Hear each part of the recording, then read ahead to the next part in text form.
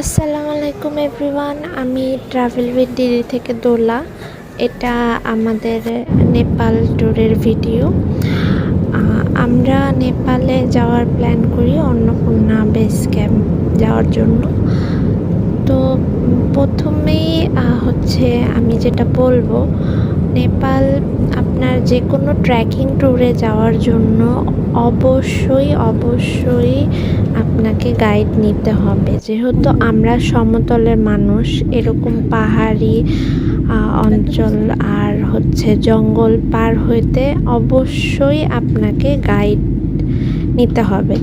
So guide আমাদের ক্ষেত্রে হচ্ছে পার ডে $22 করে পড়ছে।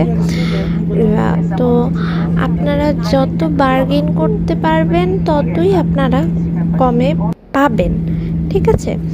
সো অনেকেই অনেক প্রাইস বলবে, প্যাকেজে এরকম সেরকম, মানে অনেক হিসাব দেখাবে, এটা পাত্তা দিবেন না।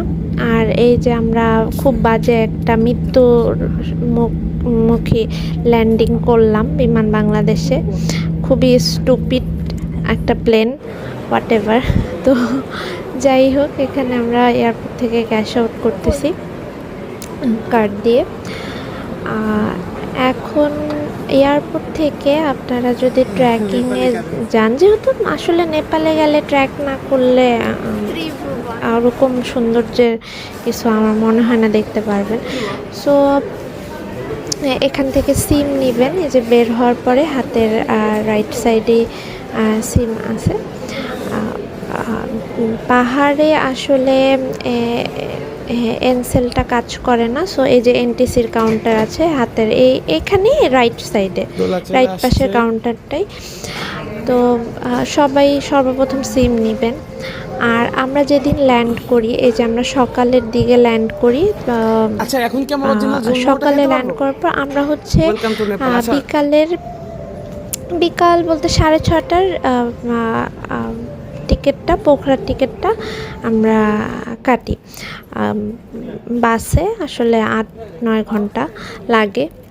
আর এই হচ্ছে পোখরায় আমাদের হোটেল K2। আমরা হচ্ছে স্ট্রিট নাম্বার 2-তে ছিলাম।